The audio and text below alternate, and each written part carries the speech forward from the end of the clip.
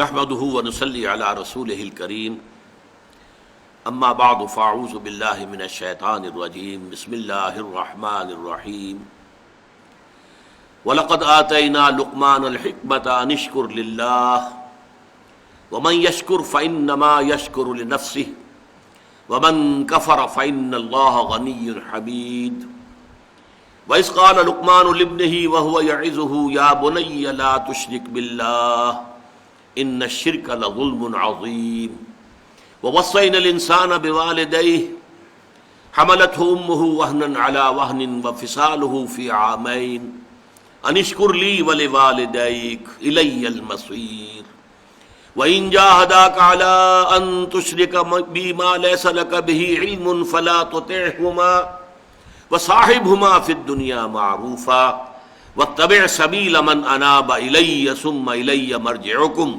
فانبئکم بما کنتم تعملون صدق اللہ العظیم رب اشرح لی صدری ویسر لی امری واحلل عقدۃ من لسانی یفقہوا قولی۔ سورہ لقمان کے اس دوسرے رکوع کے بارے میں جن پر کہ ہمارے اس منتخب نصاب کا تیسرا درس مشتمل ہے، کچھ ابتدائی تمہیدی باتیں بیان ہو چکی ہیں۔ آخری بات جو بیان ہو رہی تھی اس کا ایک پہلو رہ گیا۔ حضرت لقمان کی شخصیت کے بارے میں یہ بات سامنے آ چکی کہ وہ ایک قول کے مطابق عرب بائدہ سے متعلق تھے، قوم عاد جو اوریجنل قوم عاد تھی، اس کے بادشاہوں میں سے ایک بادشاہ تھے، یا ان پر عذاب آنے کے بعد جو اہل ایمان ان میں سے کچھ چلے گئے یمن میں آباد ہو گئے، تو وہاں جو ان کا ایک نظام بنا اس کو وہاں کے بادشاہ تھے، واللہ عالم۔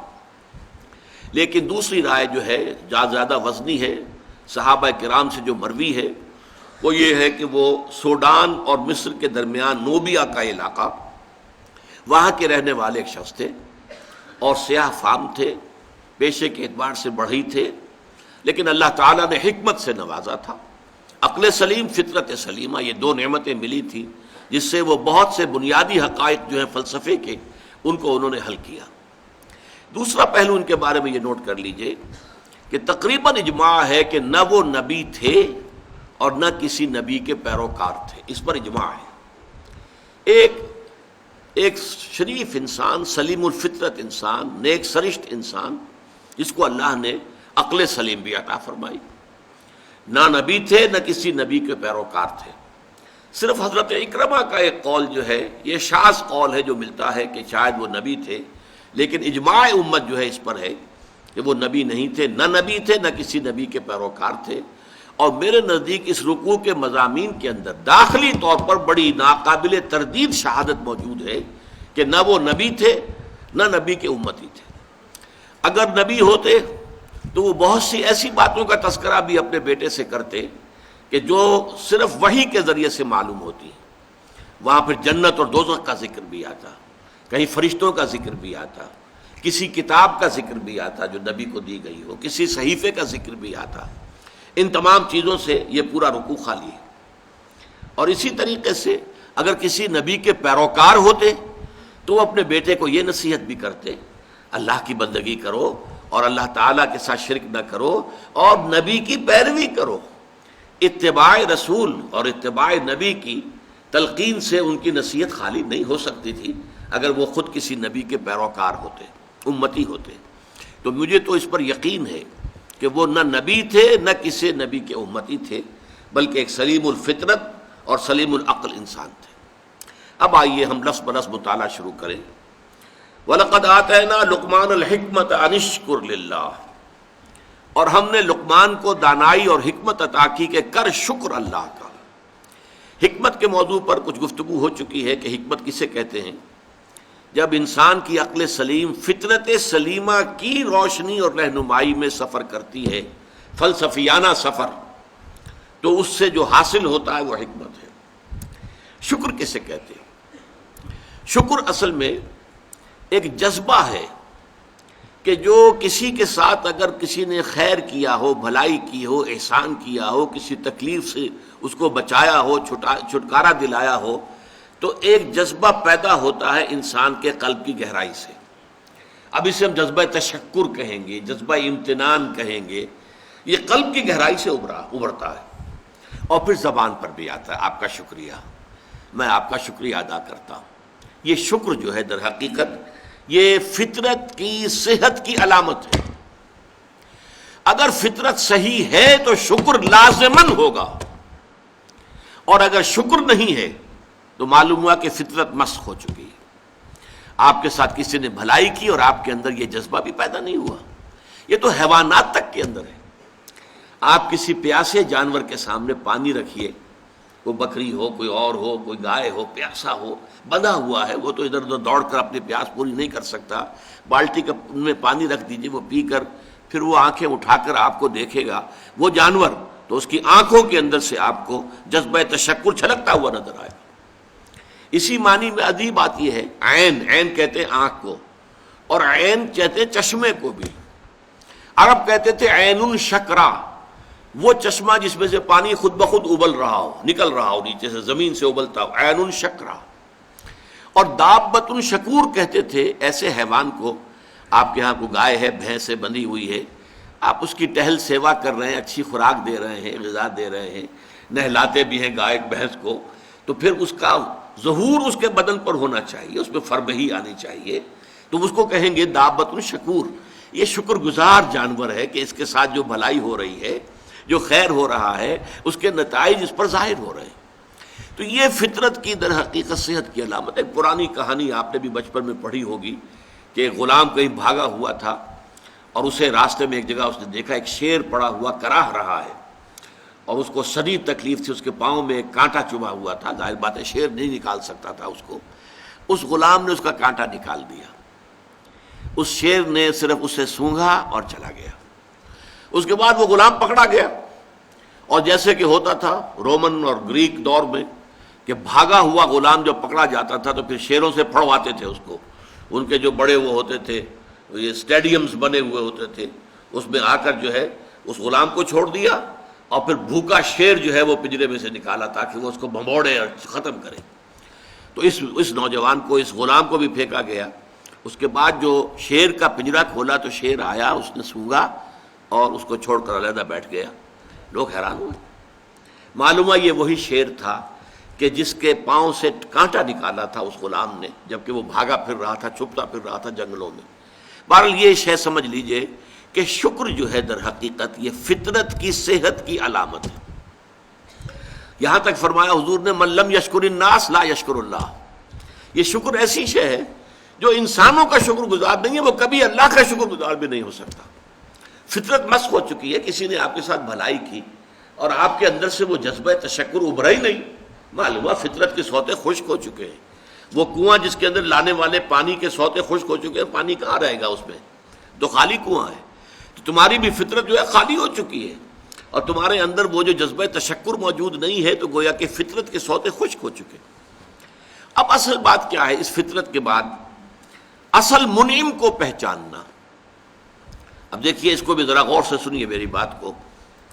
بچپن میں ہر بچہ یہ سمجھتا ہے کہ میرے حفاظت کرنے والے، میری ضروریات پوری کرنے والے، میری تکلیف پر تڑپ اٹھنے والے میرے والدین ہیں.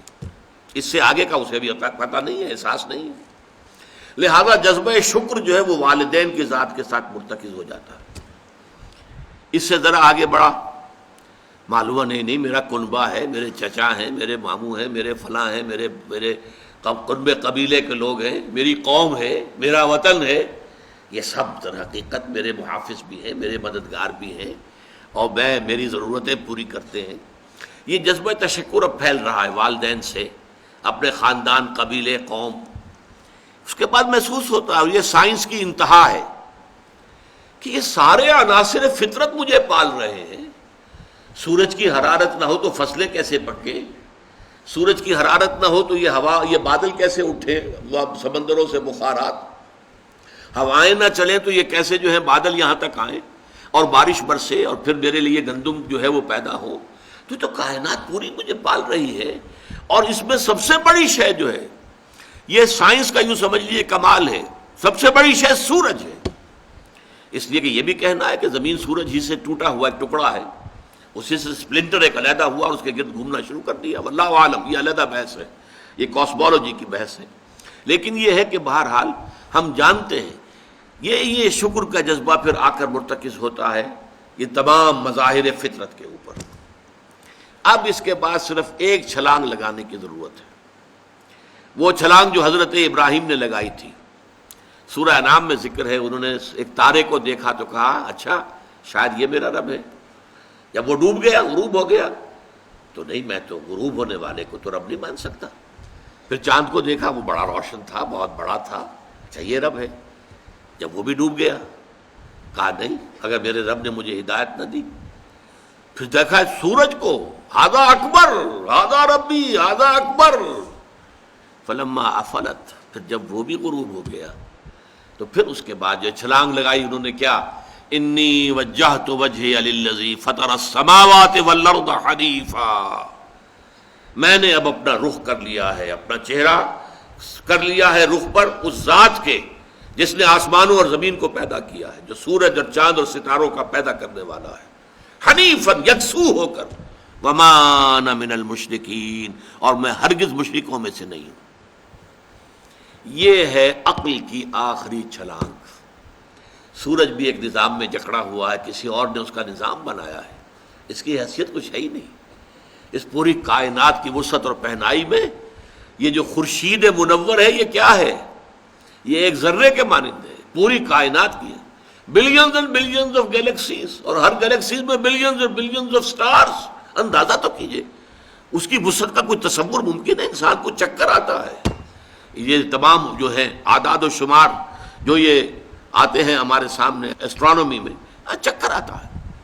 سورج کی کیا حیثیت ہے؟ ہاں ایک ہستی ہے کہ جس نے ان سب کو جکڑا ہوا ہے، جس کے نظام میں ہے، جس کے قانون کے اندر یہ جکڑے ہوئے ہیں. بے حسبان، یہ ایک حساب کے ساتھ چل رہے ہیں اور حساب کسی نے معین کیا ہوا ہے. یہ ہے در حقیقت عقل کا کام. یعنی فطرت کی سلامتی، جذبہ تشکر. شکر کس کا؟ سب سے بڑی بات اللہ کا شکر. ایک بات اور نوٹ کر لیجئے، یہی جذبہ تشکر ہے جو پھر عبادت کی شکل اختیار کرتا ہے. دیکھیے شکر، آپ کے ساتھ کسی نے بھلائی کی، آپ کی فطرت کا تقاضا نمبر ایک یہ کہ اس کا شکریہ ادا کریں. نمبر دو یہ کہ آپ بھی کوشش کریں کہ کوئی میں بھی اس کی خدمت کروں، کو میں اس کو بدلہ دوں. هل جزاء الاحسان الا الاحسان، بھلائی کا بدلہ سوائے بھلائی کے اور کیا ہو سکتا ہے؟ لیکن فرض کیجئے کہ وہ ہستی اتنی بلند و بالا ہو، والدین کی آپ کچھ نہ کچھ خدمت کر کے کچھ کسی درجے میں، جو انہوں نے بچپن میں پالا پوسا تھا، کسی درجے میں آپ اس کا جواب، اس کا بدلہ دے سکتے ہیں. بڑھاپے میں یہ ہے کہ انہیں فلا تقل لہما اف ولا تنہرہما، انہیں اف تک نہ کہا جائے، انہیں جھڑکا نہ جائے، ان کی اطاعت کی جائے، ان کی فرما برداری کی جائے. ہاں ناحق بات میں ان کی بات نہیں ماننی ہے، شرک پہ مجبور کریں تو ان کو نہیں ماننا، ان کے حکم کو، لیکن باقی یہ اور چیزوں کے اندر ماننا ہے. تو یہ سارا معاملہ یہ کسی نہ کسی درجے میں آپ نے اسے بدلہ دے دیا اور جو بھی ہے. لیکن جہاں کہیں ایسی ہستی کا شکر ہے کہ جسے آپ کو بدلہ دے نہیں سکتے، سورج کو کیا بدلہ دیں گے، وہاں یہی جذبہ تشکر جو ہے جذبہ عبادت میں ڈھل جاتا ہے. ہاتھ جوڑ کے کھڑے ہو گئے سورج کے سامنے، ڈنڈوت کر رہے ہیں، سجدہ کر رہے ہیں. یہ کیا ہے، کیوں ہے؟ یہ وہی جذبہ تشکر ہے کہ اس سورج ہی سے ہمارا سارا نظام چل رہا ہے، میرا پورا وجود یہ در حقیقت اسی کے ذریعے سے اس کی ساری ضرورتیں اور سارے تقاضے پورے ہو رہے ہیں. یہی جذبہ تشکر ہے جو جذبہ عبادت کی شکل اختیار کرتا ہے. اور جب جذبہ تشکر صحیح جگہ جا کر لگ گیا، یعنی جیسے کہ میں مثال بارہا دیتا رہا ہوں کہ اگر آپ کو کسی اونچی فصیل پر چڑھنا ہے اور آپ کے پاس جو ہے وہ ایک کمند ہے، تو پہلے کمند کو آپ پھینکیں گے اونچا، آپ کے بازو میں طاقت ہونی چاہیے. اگر بازو میں طاقت ہی نہیں ہے تو کمند کہیں قریب ہی جا کے اٹک گئی تو جہاں تک وہ اٹکی ہے وہیں تک چڑھ سکتے ہیں نا، اس سے آگے تو نہیں جا سکتے. تو کمند کو پہنچانا ہے پہلے اونچائی تک. اب دیکھیے اس کو اقبال نے کہا ہے، یزداں بکمند آور اے ہمت مردانہ، تمہاری کمند یزداں کے ساتھ جا کر جڑے، اللہ کو پہچانو. تمہاری عقل کا جو ہے در حقیقت امتحان یہ ہے کہ اصل منعم حقیقی، اصل محسن حقیقی، اس کے انعامات، اس کے احسانات، اس نے تمہیں پیدا کیا، تمہاری ضرورت کی چیزیں پیدا کی. ان تعدوا نعمت اللہ لا تحصوها، اگر تم اللہ کی نعمتوں کو گننا چاہو کبھی احسان نہیں کر سکتے، کبھی ان کی گنتی نہیں کر سکتے. اس کے لیے تمہارا جذبہ شکر جو ہے وہ ڈھل جانا چاہیے جذبہ عبادت میں. اور یہاں اس رکوع کے اعتبار سے اس کے جو سب سے بڑا مظہر ہے وہ اب آ رہا ہے. وَإِذْ وَلَقَدْ آتَيْنَا لُقْمَانَ الْحِكْمَةَ أَنِ اشْكُرْ لِلَّهِ، أَنِ اشْكُرْ لِلَّهِ، گویا کہ حکمت کا تقاضا یہ کہ شکر کا جذبہ اللہ تعالیٰ کی ذات کے ساتھ وابستہ ہو جائے. وَمَنْ يَشْكُرْ فَإِنَّمَا يَشْكُرُ لِنَفْسِهِ، اور جو کوئی شکر کرتا ہے وہ اپنے بھلے کو کرتا ہے. اللہ کا کوئی کام نہیں بنتا اس سے، اللہ کی کوئی ضرورت پوری نہیں ہوتی. وہ ضرورت سے مبرہ ہے، منزہ ہے، اعلیٰ ہے، عرفہ ہے، اس کی کوئی ضرورت نہیں، احتیاج ہے ہی نہیں، وہ محتاج نہیں ہے، وہ تو غنی ہے. تو اس لیے فرمایا من یشکر فانما یشکر لنفسی. لنفسی سے مراد کیا ہے؟ اگر آپ کے اندر جذبہ شکر ہے اور وہ جذبہ تشکر جا کر ذات باری تعالیٰ کے ساتھ منسلک اور ملحق بھی ہو گیا ہے، اب آپ کی شخصیت کا ترفع ہوگا، شخصیت ابھرے گی، شخصیت اپچے گی، شخصیت کی ترقی ہوگی، شخصیت میں ترفع پیدا ہوگا، بلندی آئے گی. تعمیر سیرت جسے کہتے ہیں، جسے اقبال تعمیر خودی کہتا ہے. صحیح معنی میں واقعتاً آپ ایک ایسے انسان بن سکیں گے کہ جن کے بارے میں قرآن نے کہا ہے کہ وَلَقَدْ خَلَقْنَا الْإِنسَانَ فِي أَحْسَنِ تَقْوِيمٍ، ہم نے انسان کو بہترین حساب پر پیدا کیا. وہ انسان بننے کے لیے ضروری ہے کہ آپ کی فطرت سلیم ہو اور عقل سلیم. فطرت سلیمہ جذبہ تشکر موجود ہو، عقل سلیم اصل محسن کو پہچان لے، اصل منعم کو پہچان لے، اور یہ منسلک ہو جائے پہ جذبہ تشکر ذات باری تعالیٰ کے ساتھ. تو اس کا بھلا تمہیں کو پہنچے گا، تمہاری شخصیت کی تعمیر ہوگی، تمہاری خودی جو ہے وہ پختہ ہوگی، مضبوط ہوگی، تمہاری اپنی سیرت و کردار جو ہے اس کی نشو و نما ہوگی. وَمَنْ يَشْكُرْ فَإِنَّمَا يَشْكُرُ لِنَفْسِهِ وَمَنْ كَفَرَ، اور جو کفر کرے فَإِنَّ اللَّهَ غَنِيٌّ حَمِيدٌ، تو اللہ تو غنی ہے اور حمید ہے. کفر کے بھی لفظی معنی پہچان لیجئے. کفر کے لفظی معنی دبا دینا، چھپا دینا. اسی سے کفارہ بنا ہے. کفارہ، آپ سے گناہ ہو گیا ہے تو گناہ کا کفارہ ہے تاکہ گناہ جو ہے دب جائے، چھپ جائے، ختم ہو جائے، محو ہو جائے، گناہ کا اثر آپ کے نامہ اعمال میں باقی نہ رہے. کفارہ. تو اسی طریقے سے کہتے ہیں کہ جو کسان ہے عجب الکفار نباتہ ثم یہیج فتراہ مصفرا، سورہ حدید میں کسانوں کو کہا گیا کہ یہ کفار ہیں. کس معنی میں؟ کہ وہ دانہ جو ہے زمین میں چھپا دیتے ہیں تاکہ اس سے زمین سے پھر پودا نکلتا ہے. تو فطرت انسانی کے اندر سے ابھرنے والا جذبہ تشکر آپ نے دبا دیا، تو یہ کفر ہے، کفران نعمت. قرآن مجید میں لفظ کفر یا شکر کے مقابلے میں آتا ہے، جیسے یہاں آیا وَمَنْ يَشْكُرْ فَإِنَّمَا يَشْكُرُ لِنَفْسِهِ، جو کوئی شکر کرتا ہے وہ اپنے بھلے کے لیے کرتا ہے. وَمَنْ كَفَرَ فَإِنَّ اللَّهَ غَنِيٌّ حَمِيدٌ، اور جو کفر کرے گا، کفران نعمت کرے گا، تو اللہ تعالیٰ تو غنی اور حمید ہے. یا پھر کفر ایمان کے مقابلے میں آئے گا، کفر اسلام کے مقابلے میں آئے گا. دل میں ابو جہل بھی مانتا تھا کہ محمد حق پر ہے، لیکن اس حقیقت کو، دل کی اس صداقت، دل کی گواہی کو دبا رہا ہے، چھپا رہا ہے، دبا رہا ہے اپنے تعصب کی وجہ سے. اور سب سے بڑھ کر آپ کو معلوم ہے علماء یہود کے بارے میں تو قرآن کہتا ہے یعرفونہ کما یعرفون ابناہم، ایسے پہچانتے ہیں محمد کو صلی اللہ علیہ وسلم جیسے اپنے بیٹوں کو پہچانتے ہیں. تو یہ اندر ان کے ایمان موجود تھا، اندر جو ہے گواہی دل دے رہا تھا کہ محمد برحق ہے.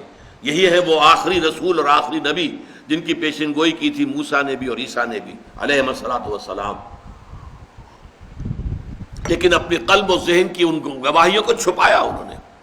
وَمَنْ أَظْلَمُ مِمَّنْ كَتَمَ شَهَادَةً عِندَهُ مِنَ اللَّهِ، ان سے بڑھ کر ظالم کون ہوگا جنہوں نے ایک گواہی جو ان کے پاس اللہ کی طرف سے تھی اسے چھپا لیا ہے. تو کفر بمانی اسلام بمقابلہ اسلام، کفر بمانی بمقابلہ ایمان. نفاق جو ہے وہ کفر ہے، نفاق بھی کفر ہے. اسلام کے مقابلے میں کافر، غیر مسلم کافر ہے. اور شکر کے مقابلے میں کفران نعمت، وہ بھی لفظ کفر سے بنا ہے. اسی میں آیا ہے لئن شکرتم لازیدنکم ولئن کفرتم ان عذابی لشدید، اگر تم شکر کرو گے تو ہم اور دیں گے، اور بڑھا کر دیں گے، لیکن اگر تم نے کفران نعمت کی روش اختیار کی تو پھر ہمارا عذاب بھی بہت سخت ہے۔ ومن کفر فإن اللہ غنی حمید، غنی جس کی کوئی احتیاج نہ ہو، بے نیاز، غنی عن العالمین، تمام جہانوں سے بے نیاز، حمید فعیل کے وزن پر، اور یہ حامد اور محمود دونوں سے ہو سکتا ہے۔ فعیل جو ہے صفت مشبہ وہ اس میں فاعل اور اس میں مفعول دونوں سے ہو سکتی ہے، یہاں مفعول سے ہے، محمود سے حمید بنا ہے۔ آپ اپنی ذات میں خود بخود ستودہ صفات، ایک خیر اور خوبی وہ ہوتی ہے جسے آپ ظاہر کریں، بیان کریں، ایک خیر اور خوبی اور حسن اور جمال اور کمال ایسا ہے کہ اسے بیان کرنے کی حاجت ہی نہیں، از خود روشن۔ آفتاب آمد، دلیل آفتاب، جب سورج طلوع ہو گیا تو وہ اپنے وجود پر خود دلیل ہے، اسے کسی دلیل سے ثابت کرنے کی ضرورت نہیں ہے۔ تو حاجت مشاطہ نیست صورت دل آرام را، بعض شکلیں اتنی خوبصورت ہوتی ہیں انہیں کسی میک اپ کی ضرورت ہی نہیں ہوتی، میک اپ سے ان کو آپ بگاڑ دیں گے۔ وہ جو فطری حسن ہوتا ہے وہ اتنا ہے کہ حاجت مشاطہ نیست، کسی بھی وہ میک اپ کرنے والے کی کوئی ضرورت ہی نہیں، اسے کسی بیوٹی پارلر میں جانے کی ضرورت ہی نہیں۔ صورت دل آرام را، جسے اللہ تعالیٰ نے صورت دل آرام دی ہوئی ہے، اسے کسی مشاطہ ان کو کہتے تھے، ان عورتوں کو جو بال بناتی تھیں اور اس کو سنوارتی تھیں اور ان کے اندر کو موتی پروتی تھیں عورتوں کے بناؤ سنگھار کے لیے، تو اگر کوئی عورت خود حسین ہے تو اسے کسی مشاطہ کی ضرورت نہیں۔ تو اللہ تعالیٰ اتنا حسین ہے، اس کا جلال و کمال اتنا از خود ہویدہ ہے کہ اسے کسی کی حمد کی حاجت نہیں۔ یہ تو پہلی آیت ہوئی اس رکوع کی۔ اب چلیے حضرت لقمان کی نصیحت کیا تھی۔ وَإِذْ قَالَ لُقْمَانُ لِابْنِهِ وَهُوَ يَعِظُهُ يَا بُنَيَّ لَا تُشْرِكْ بِاللَّهِ إِنَّ الشِّرْكَ لَظُلْمٌ عَظِيمٌ۔ اور یاد رکھو یاد کرو جبکہ کہا تھا لقمان نے اپنے بیٹے سے، یا بنیا۔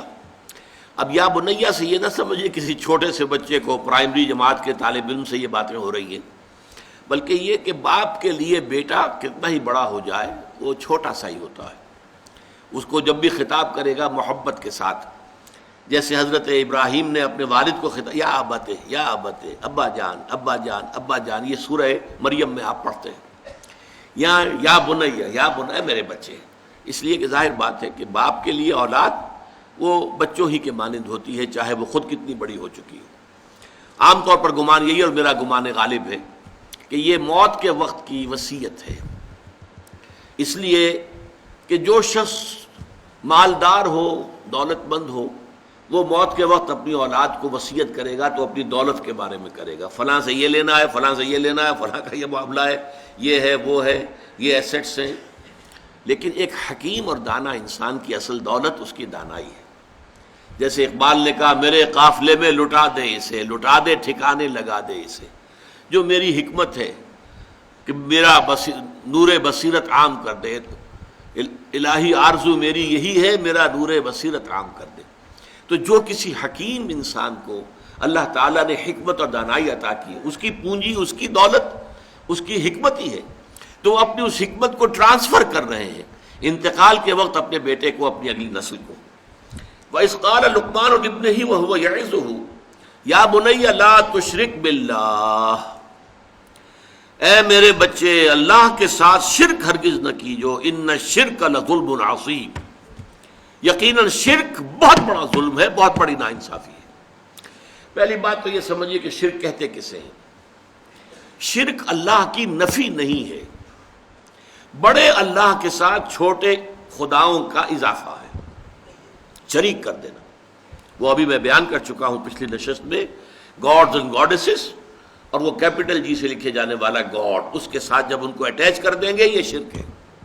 مہادیو کے ساتھ دیویاں دیوتا شامل کر دیے گئے، یہ شرک ہے۔ اللہ کے ساتھ آلہہ شامل کر دیے گئے، اللہ الالہ، وہ تو ہے وہ ایک اللہ، اسے وہ بھی مانتے تھے سب کہ وہ ایک ہی اکیلا ہی ہے، لیکن یہ کہ اس کے ساتھ کوئی بیٹی ہے، بیٹے، کوئی نائبین، کوئی اس کے منہ چڑھے ہوئے مصاحبین، یہ ایڈ کر دیے گئے آلہہ کے طور پر کہ ان کی سفارش سے بیڑا پار ہو جائے گا قیامت میں۔ یہ ہے ان کا شرک۔ لا تشرک باللہ، اللہ کے ساتھ شریک نہ کیجیے، یعنی اب نوٹ کیجئے، اللہ تعالی کا حق ایک لفظ میں ہے، اس کے ساتھ شرک مت کرو۔ باقی ساری باتیں اس کے تابع ہو جائیں گی۔ لیکن اس شرک کی کیا کیا شکلیں ہیں، اس کی کیسی کیسی قسمیں ہیں، یہ بڑا اہم موضوع ہے اپنی جگہ پر۔ آج اس وقت تو صرف اتنا سمجھیے، اور ظلم کے حوالے سے، ظلم عربی میں کہتے ہیں وضع الشیء فی غیر محلہ، کسی شے کو اس کے اصل مقام سے ہٹا کر کہیں اور رکھ دینا، یہ ظلم ہے، ناانصافی ہے۔ شرک میں کیا ہوتا ہے؟ دو طرفہ ظلم ہوتا ہے، یا خالق اور مخلوق۔ اللہ خالق ہے، باقی کل کائنات مخلوق ہے، انبیاء، اولیاء، ملائکہ، جنات، سب مخلوق ہیں۔ یا تو مخلوق میں سے کسی کو اٹھایا اور خالق کے ساتھ بٹھا دیا، یا خالق کو گرایا اور کسی اعتبار سے مخلوق میں سے کسی کے مشابہ کر دیا۔ یہ دونوں شکلیں ہیں شرک کی، اور دونوں بدترین ناانصافی ہے۔ خالق کو گرا کر مخلوق کے صف میں لے آنا، یا مخلوق میں سے کسی کو اٹھا کر خالق کے ہم پلہ بنا دینا، ضد، ند، مثال، مثیل اگر اس کے برابر کر دیا جائے، لا ضد لہ ولا ند لہ ولا مثل لہ ولا مثال لہ ولا مثیل لہ، قل هو اللہ احد اللہ الصمد لم یلد ولم یولد ولم یکن لہ کفوا احد۔ اس ہستی کے ساتھ کسی درجے میں مخلوق میں سے کسی کو کسی پہلو سے، ہمہ جہت نہیں، کسی پہلو سے بھی ہم پلہ بنا دینا اللہ کا، یہ شرک ہوگا۔ یا اللہ کو گرا کر اس کے مقام رفیع سے کسی اعتبار سے، کسی خاص پہلو سے مخلوق کی کسی صفت، مخلوق کے کسی مقام اور مرتبے کے میں لا کے شامل کر دینا، یہ ہے دونوں کے جو ظلم کی انتہائی صورتیں ہیں۔ تو فرمایا یا بنی لا تشرک باللہ ان الشرک لظلم عظیم۔ جیسے ہمارا جو دوسرا سبق تھا آیہ بر، حضور نے ایک حدیث میں اس کو کوٹ کیا تھا، میں نے آپ کو بتایا تھا کہ اس میں وَآتَ الْمَالَ عَلَىٰ حُبِّهِ ذَوِي الْقُرْبَىٰ وَالْيَتَامَىٰ وَالْمَسَاكِينَ وَابْنَ السَّبِيلِ وَالسَّائِلِينَ وَفِي الرِّقَابِ، اس کے بعد پھر مستقل آیا وَآتَ الزَّكَاةَ، زکوٰۃ علیحدہ ہے، وہ علیحدہ ہے، اور حضور نے دلیل دی اِنَّ فِي الْمَالِ لَحَقًّا سِوَى الزَّكَاةِ۔ لوگوں یہ نہ سمجھنا کہ مال میں بس زکوٰۃ دے دی تو سارا حق جو ہے ادا ہو گیا، نہیں، زکوٰۃ کے سوا بھی ہے۔ اور یہاں یہ آیت پڑھی وَآتَ الْمَالَ عَلَىٰ حُبِّهِ ذَوِي الْقُرْبَىٰ وَالْيَتَامَىٰ وَالْمَسَاكِينَ وَابْنَ السَّبِيلِ وَالسَّائِلِينَ وَفِي الرِّقَابِ وَأَقَامَ الصَّلَاةَ وَآتَى الزَّكَاةَ۔ آتا زکوٰۃ تو علیحدہ ہے۔ اسی طرح اس آیت کو بھی حضور نے کوٹ کیا۔ سورہ انعام میں ایک آیت نازل ہوئی اَيُّ الْفَرِيقَيْنِ أَحَقُّ بِالْأَمْنِ إِن كُنتُمْ تَعْلَمُونَ۔ لوگوں سوچو، مشرک اور موحد، ایک خدا کو ماننے والے اور ایک خدا کے ساتھ چھوٹے خداؤں کو ماننے والے، ان دونوں میں سے امن کا زیادہ مستحق کون ہے؟ پھر خود ہی جواب دیا اَيُّ الْفَرِيقَيْنِ أَحَقُّ بِالْأَمْنِ إِن كُنتُمْ تَعْلَمُونَ الَّذِينَ آمَنُوا وَلَمْ يَلْبِسُوا إِيمَانَهُم بِظُلْمٍ أُولَٰئِكَ لَهُمُ الْأَمْنُ وَهُمْ مُهْتَدُونَ۔ وہ لوگ کہ جو ایمان لائے اور انہوں نے اپنے ایمان میں کسی ظلم کی آمیزش شامل نہیں ہونے دی، وہ ہے جن کے لیے امن ہے، اور وہی ہوں گے ہدایت یافتہ۔ صحابہ گھبرا گئے، حضور ایسا کون شخص ہوگا کہ جو کوئی ظلم نہ کرے سرے سے؟ تو معلوم ہوا کہ کوئی بھی اس معیار پر، اس پیمانے پر تو پورا نہیں اتر سکے گا۔ الذین آمنوا ولم یلبسوا ایمانہم بظلم، حضور نے فرمایا نہیں، یہاں ظلم سے مراد شرک ہے۔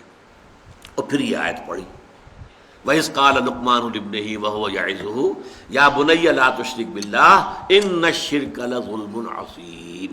تو سورہ انعام کی ان آیات میں ظلم سے مراد شرک ہے۔ اب آگے چلیے، دیکھیے شکر، اس کا لازمی تقاضا ہے ادائے حقوق۔ والدین نے آپ کے ساتھ نیکی کی ہے، والدین کے ساتھ حسن سلوک ہونا چاہیے۔ اللہ آپ کا خالق ہے، مالک ہے، پروردگار ہے، اس کا شکر ادا کیجئے، زبان سے بھی ادا کیجئے الحمدللہ رب العالمین۔ اور پھر یہ ہے کہ اس کے شکر کی، اس کا جو حق ادا کرنا ہے، اس کی نعمتوں کا صحیح اس کی مرضی کے مطابق استعمال کر کے حق ادا کیجئے۔ تو ادائے حقوق میں اللہ کا تو حق ایک آ گیا اور وہ بہت ہے، ہاتھی کے پاؤں میں سب کے پاؤں۔ شرک مت کرو، البتہ اس کی اصل حقیقت جو ہے، گمبھیرتا جو ہے اس کی، وہ آپ پر واضح ہوگی جب میں مستقل جو ہے 2 نشستوں میں اس مضمون کو بیان کروں گا۔ ابھی یہ ہم سبق جو ہے مکمل کر لیں، لیکن اس کے بعد تفصیل سے گفتگو ہوگی کہ شرک کی اقسام کیا ہے. ورنہ یہ کہ ہم سمجھتے ہیں کہ ہم تو شرک سے پاک ہیں، لیکن نہ معلوم کیسے کیسے شرک جو ہیں. اگرچہ بت ہے جماعت کی آستینوں میں، مجھے ہے حکم اذا لا الہ الا اللہ، اور تیرا دل تو ہے صنم آشنا، تجھے کیا ملے گا نماز میں. تو دلوں کے اندر اگر بت خانے آباد ہوں تو آدمی جو ہے وہ اپنے آپ کو سمجھ بیٹھتا ہے میں موحد ہوں، تو وہ تو موضوع ایک علیحدہ ہے. لیکن یہاں نوٹ کر لیجئے کہ اللہ کا حق بس ایک کافی ہے. اگر آپ مشرک نہیں ہیں تو اللہ کا حق ادا ہو گیا.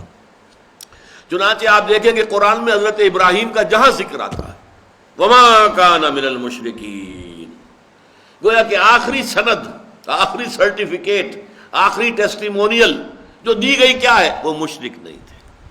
ہر نوع کے شرک سے پاک اور مبرہ اور منزہ وہ ذات تھی حضرت ابراہیم علیہ السلام کی. اس لیے وہ امام الناس بنائے گئے، ابو الانبیاء بنائے گئے، خلیل اللہ بنائے گئے. واتخذ اللہ ابراہیم خلیلا. لیکن اب اگلا جو حق ہے، اللہ کے بعد مخلوقات میں سب سے بڑا حق والدین کا ہے. اس کو اب میں وہ بات بیان کر رہا ہوں کہ اللہ تعالیٰ نے بیچ میں دخل دیا ہے. حضرت لقمان کی نصائح کی ابھی ایک ہی آیت آئی ہے، اور اس کے بعد اللہ نے فرمایا وَوَصَّيْنَا الْإِنسَانَ بِوَالِدَيْهِ. یہاں اللہ کا کلام شروع ہو گیا، اس لیے کہ حضرت لقمان سلیم الفطرت انسان، ان کو یہ بات زیب نہیں دیتی تھی کہ اپنے بیٹے سے اپنے حقوق بیان کریں. اللہ تعالیٰ کا معاملہ تو یہ ہے واللہ لا یستحیی من الحق.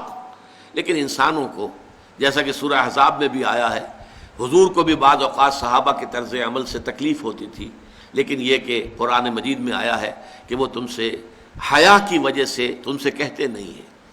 تم کھانا کھانے کے بعد بیٹھے رہتے ہو وہاں پہ، ان سے انہیں تکلیف ہوتی ہے، ان کے معمولات میں خلل پیدا ہوتا ہے. لیکن یہ کہ اللہ تعالیٰ کو حق کے کہنے میں کوئی باک نہیں ہے. تو یہاں اللہ نے گویا کہ اس خلا کو مکمل کیا ہے کہ اللہ کے حقوق وہ تو ایک لفظ میں آ گئے، لا تشرک باللہ. لیکن یہ کہ اللہ کے بعد سب سے بڑا حق انسانوں کے اوپر والدین کا ہے. اس لیے کہ اصل کریٹر وہ ہے، اصل سسٹینر وہ ہے، لیکن ذریعہ تخلیق والدین بنے ہیں. والدین کے نطفے ہی سے تو والدہ کے رحم کے اندر آپ کی زندگی کا، آپ کے وجود کا آغاز ہوا ہے. پھر والدہ نے آپ کو اپنے خون سے، آپ نے اس کا خون چوسا ہے. ایک بہت بڑی جونگ کی طرح جو ہے پیٹ کے اندر وہ بچہ جو ہے ماں کا خون چوس رہا ہے اور اسی سے پل بڑھ رہا ہے. پھر یہ کہ 9 مہینے تک اس نے اپنے پیٹ میں رکھا ہے. پھر جو وضع حمل ہوا ہے کس قدر تکلیف اور شدت کی کیفیت کے ساتھ ہوا ہے. پھر اس نے اپنے خون ہی کی توانائی ہے جو دودھ کی شکل میں تمہاری غذا کے طور پر تمہیں پلائی ہے. تو ان کا حق جو ہے تمام انسانوں میں فائق، جملہ مخلوقات میں فائق تر حق ہے والدین کا. وَوَصَّيْنَا الْإِنسَانَ بِوَالِدَيْهِ. اور ہم نے والدین کے بارے میں انسان کو وصیت کی. یہ وصیت در حقیقت فطرت انسانی کے اندر موجود ہے. والدین کے ساتھ یہ حسن سلوک فطرت انسانی کے اندر موجود ہے. وہ شکر کا جذبہ جو ہے، میں نے تو آپ سے عرض کیا، سب سے پہلے تو والدین ہی سے منسلک ہوتا ہے. والدین ہی اس کے پروٹیکٹر ہیں. بچے کو کہیں کسی طرف سے خوف ہوتا ہے، بھاگتا ہے دوڑ کر ماں کی چھاتی سے چپٹ جاتا ہے، گود میں داخل ہو گیا. وہ سمجھتا ہے کہ میں تو قلعے کے اندر آ گیا. چاہے یہ کہ کوئی درندہ صفت، کوئی سکھ ہے، کوئی اور ہے، کوئی یہودی ہے، وہ اس بچے کو کھینچتا ہے ماں کی گود میں سے اٹھا کر اور اچھالتا ہے اور کسی نیزے کے اندر پرو دیتا ہے، یہ دوسری بات ہے. لیکن بچہ اپنی ماں کی گود میں پہنچ کر یہ سمجھتا ہے کہ میں تو قلعے کے اندر آ گیا ہوں، محفوظ ہو گیا ہوں.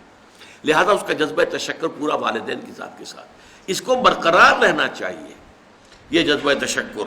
اور اس میں خاص طور پر یہی وجہ ہے، قرآن مجید میں آپ دیکھیں گے کہ یہ 4-5 مقامات ایسے ہیں، سورہ بقرہ میں بھی ہے، سورہ نساء میں بھی ہے، سورہ انعام میں ہے، سورہ بنی اسرائیل میں ہے، کہ والدین کا حق اللہ کے حق کے فوراً بعد وَقَضَىٰ رَبُّكَ أَلَّا تَعْبُدُوا إِلَّا إِيَّاهُ وَبِالْوَالِدَيْنِ إِحْسَانًا.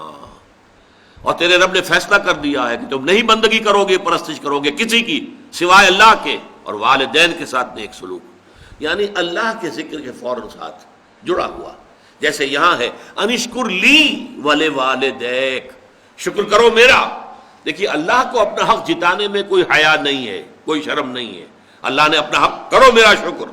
انشکر لی، کریٹر میں ہوں، تمہاری ماں کے دل میں ممتا میں نے ڈالی ہے، تمہارے باپ کے شفقت جو ہے وہ جو اس کے دل میں تھی تمہارے لیے وہ میں نے پیدا کی تھی، تو اصل کریٹر اور سسٹینر تو میں ہوں، میرا شکر۔ اور یہاں پہلے اپنے شکر کا ذکر کیا، حالانکہ یہاں ذکر ہو رہا ہے والدین کا، وَوَصَّيْنَا الْإِنسَانَ بِوَالِدَيْهِ، ہم نے وصیت کی انسان کو والدین کے بارے میں، لیکن اس کا اختتام جو ہو رہا ہے انشکر لی، شکر کرو میرا، وَلِوَالِدَيْكَ، اور اپنے والدین کا، اِلَيَّ الْمَصِيرُ، بالآخر تو میری ہی طرف لوٹ کر آ جانا ہے، تم بھی آ جاؤ گے، تمہارے والدین بھی آ جائیں گے۔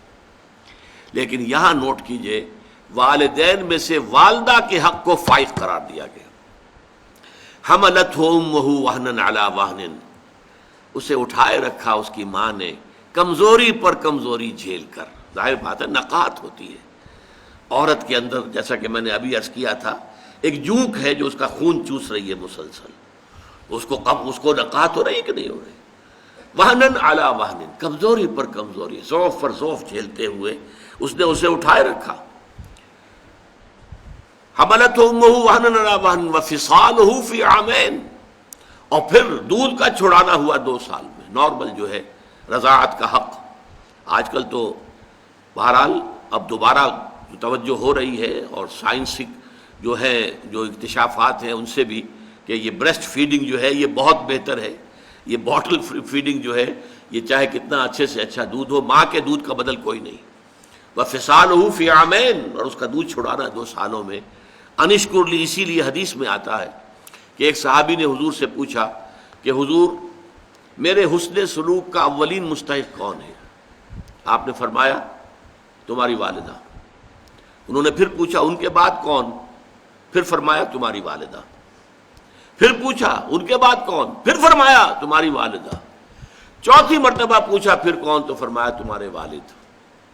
یعنی والد کے حقوق والدہ کے حقوق سے تہائی ہیں، یا یوں کہیے کہ والدہ کے حقوق والد کے حقوق سے 3 گنا ہیں۔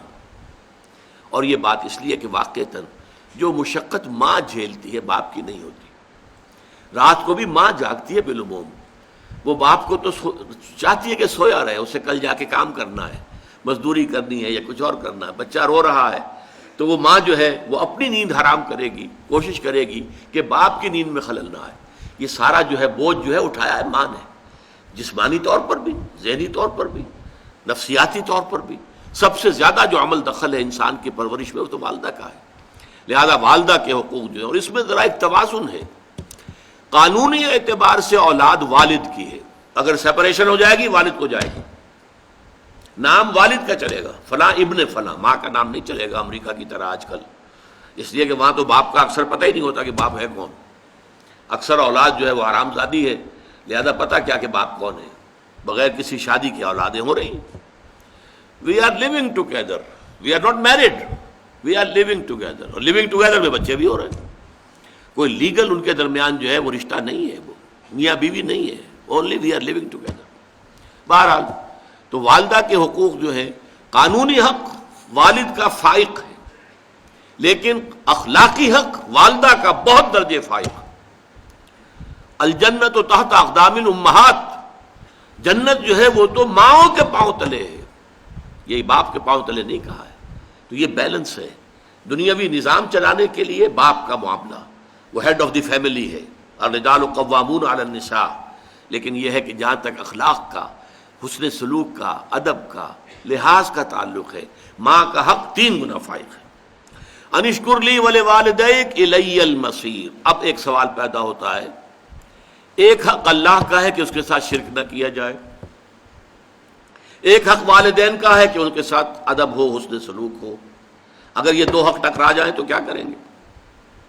کیا اگر والدین مجبور کریں شرک کرو؟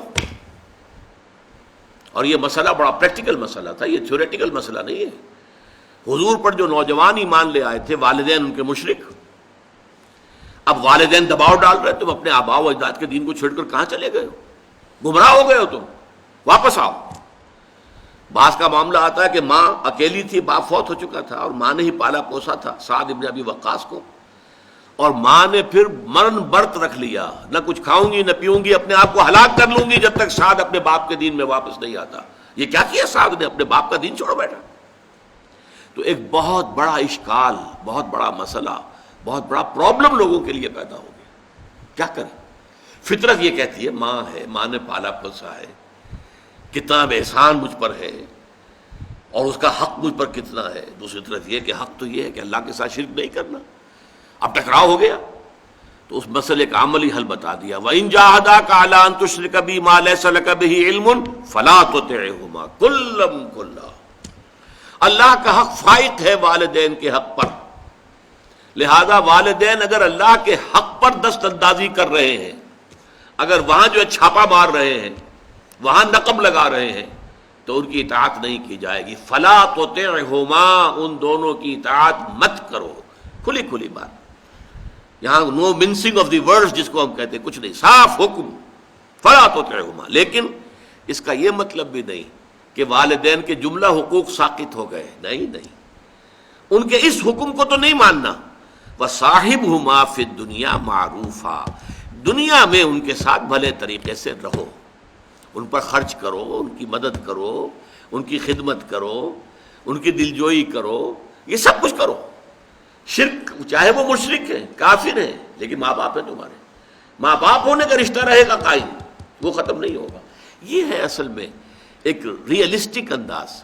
یہ نہیں کہ بس وہ ہے تو دفع کرو ان کو، جائیں وہ مریں کھپیں جان جائیں، تمہارے اوپر کوئی حق نہیں رہا. نہیں، تم پر ان کے حقوق قائم ہیں. صاحبہما فی الدنیا معروفا، جو بھلا انداز ہے، جس کو سب کہیں کہ ہاں یہ اچھا انداز ہے، جو انسان کا جو کلیکٹیو کانشنس ہے وہ اس کو تسلیم کرے کہ ہاں یہ اچھا انداز ہے. والدین کے ساتھ وہ انداز تمہیں لازماً اختیار کرنا ہے. وَاتَّبِعْ سَبِيلَ مَنْ أَنَابَ إِلَيَّ. اب یہ بہت اہم مسئلہ بیان کر دیا. پیروی کرو اس شخص کے راستے کی جس نے کہ اپنا رخ میری طرف کر لیا ہے. والدین کی پیروی لازم نہیں ہے. ہو سکتا ہے والدین گمراہ ہوں، والدین مشرک ہوں، تو والدین کی پیروی نہیں. والدین جہالت کی رسمیں لے کر چلے آ رہے ہیں تو والدین کی پیروی نہیں ہوگی. وَاتَّبِعْ سَبِيلَ مَنْ أَنَابَ إِلَيَّ، پیروی کرو اس کے راستے کی جس نے اپنا رخ میری جانب کر لیا. والدین کا ادب، والدین کے ساتھ حسن سلوک، یہ اپنی جگہ ہے. لیکن ایک تو اگر وہ شرک کا حکم دیں تو وہ نہیں ماننا، دوسرے اتباع ان کا نہیں ہے، پیروی ان کی نہیں ہے. ہاں کیا کہنے ہیں، اگر والدین خود جو ہیں اللہ کے مسلم اور مومن بندے ہوں تو کیا کہنے، نور علی نور، ان کی پیروی کیجیے. اگر حضرت شاہ ولی اللہ دہلوی کے بیٹے ہوں وہ کیوں نہیں پیروی کریں گے اپنے باپ کے راستے کی؟ اگر احمد سرہندی رحمۃ اللہ علیہ کے 4 بیٹے تھے وہ کیوں نہیں پیروی کریں گے اپنے باپ کے راستے کی؟ یہ تو نور علی نور ہے. لیکن اگر والدین غلط راستے پر چلے ہیں، وہ گمراہی کے راستے پر چلتے رہے ہیں، ان کے بڑے آباء و اجداد نے کوئی غلط رسمیں اور ریتیں شروع کر دی تھی اور وہ ان کی پابندی کر رہے ہیں، تو ان کی پیروی کرنا تم پر لازم نہیں ہے. پیروی کرو اس کی. وَاتَّبِعْ سَبِيلَ مَنْ أَنَابَ إِلَيَّ، جس نے میری طرف اپنا رخ کر لیا ہے. ثُمَّ إِلَيَّ مَرْجِعُكُمْ، پھر میری ہی طرف تم سب کو لوٹ کر آنا ہے. فَأُنَبِّئُكُم بِمَا كُنتُمْ تَعْمَلُونَ، پھر میں تمہیں جتلا دوں گا ایک ایک کر کے کہ تم کیا کرتے رہے ہو. یہ ہے درمیان میں کہ جو حضرت لقمان کی نصائح کے شروع ہونے کے بعد اللہ تعالیٰ کی طرف سے والدین کے حقوق کے ضمن میں، اور پھر اگر اللہ اور والدین کے حقوق آپس میں ٹکرا جائیں تو مسئلہ کیا ہوگا، اس کا حل کر دیا گیا. اس کے بعد بقیہ 4 آیات میں پھر حضرت لقمان کی نصیحتیں بیان ہوئی ہیں، وہ انشاءاللہ تعالیٰ اب اگلی نشست میں پڑھیں گے. اقول قولی ھذا واستغفر اللہ لی ولکم ولسائر المسلمین والمسلمات.